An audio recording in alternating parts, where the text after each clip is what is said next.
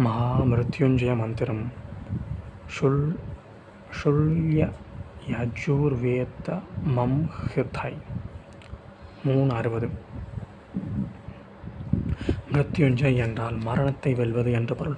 மரணத்தை வெல்வதற்கான மந்திரம் என்று இந்த மந்திரம் அழைக்கப்படுகிறது.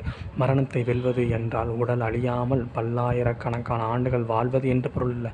உடலிலிருந்து உயிர் பிரிவது மரணம். அதனை உணர்வுபூர்வமாக செய்து, அதாவது வாழும்போதே உடம்பை தனக்கு வேறானது ஒன்றாக அனுபூதியில் உணர்வதால் மரணம் வெல்லலாம். பற்றற்று வாழ்கின்ற ஒருவனை உடம்பின் அழிவு எந்த விதத்திலும் பாதிப்பதில்லை. தான் உண்மையில் உடம்பு அல்ல, அதற்குள் உறைகின்ற அழிவற்ற ஆன்மா என்று அவன் உணர்கின்றான். அவன் மரணத்தை வெல்கின்றான். அத்தகைய ஒரு நிலையை வேண்டி பிரார்த்திக்கின்ற இந்த மந்திரம்.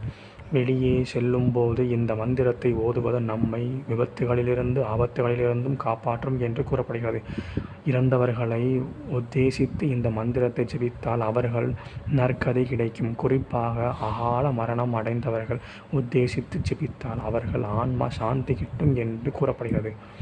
ஓம் த்ர்யம்பகம் யஜாமஹே சுகந்திம் புஷ்டி வர்தனம் உர்வாருகமிவ வந்தனாத் மிருத்யோர்முக்ஷீயமாம்ருதாத்.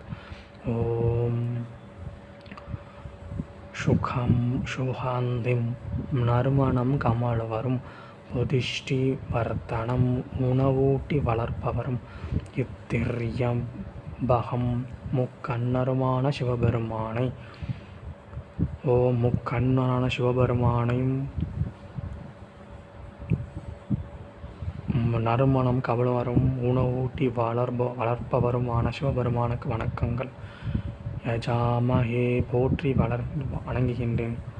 ஓர் வாருதமிவ வெள்ளரி பழம் காம்பிலிருந்து விடுபடுவது போல மிருத்யோ மரணத்தின் பந்தத்திலிருந்து பண்படியிலிருந்து முக்ஷி விடுபடுவோமாக. அம்ருதாத் ஆன்ம நிலையிலிருந்து விலகாமல் இருப்போமாக. நறுமணம் கமழுபவரும் உணவூட்டி வளர்ப்பவருமான முக்கண்ணருமான சிவபெருமானை போற்றி வழிபடுகின்றேன்.